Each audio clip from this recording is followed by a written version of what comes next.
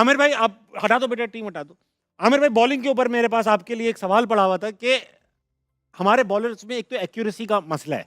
जैसे कि हम उस दिन बात कर रहे थे किस बैट्समैन की जो मिड विकेट और लॉन्ग ऑन पे ही खेलता रहता है, ग्लेन फिलिप्स की, और हमें कई सीरीज से वो वहीं मारता रहा है, मगर हम तब भी वहीं बॉलिंग कराए जा रहे हैं, कभी एक्यूरेसी नहीं आ पाती। जी।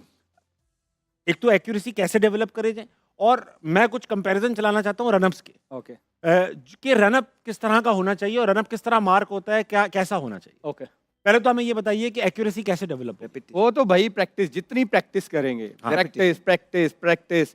अब प्रैक्टिस में अगर मैं यॉर्कर की प्रैक्टिस करूं ही नहीं तो मुझे यॉर्कर करना कैसे आएगा भाई अब अगर मैं, वो बात वही है कि 2-4 ओवर करके निकल जाऊं नए बॉल से, पुराने से मैं प्रैक्टिस ना करूं, सेमी न्यू से मैं प्रैक्टिस ना करूं, तो मैच में तो ये सिचुएशन आएगी ना कि मुझे पुराना बॉल भी करना है, मुझे सेमी न्यू भी करना है।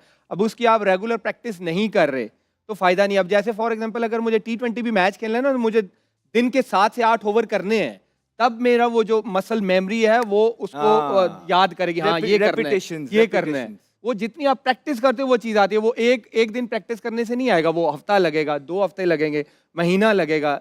वो जब तक वो नहीं करेंगे वो आपको आएगा नहीं। अच्छा, जॉश हेजलवुड और नसीम शाह का रनअप मैं आपको दिखाऊंगा।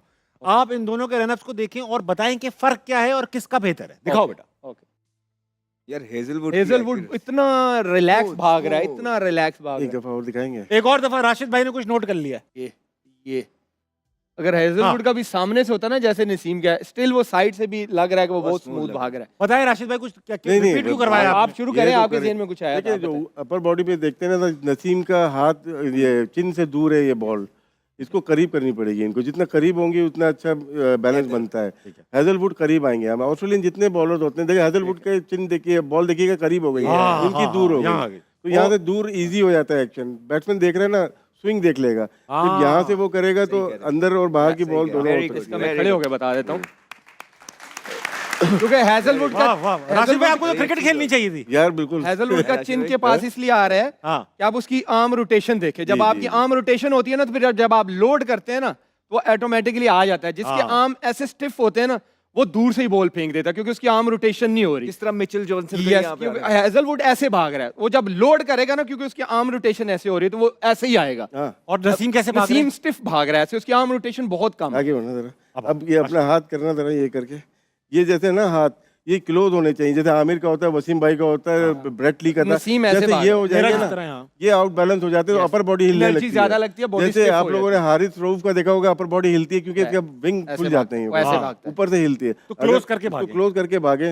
ये कोचिंग स्टाफ है, अभी हम आपको बता रहे हैं। मैंने तो कोचिंग भी नहीं की।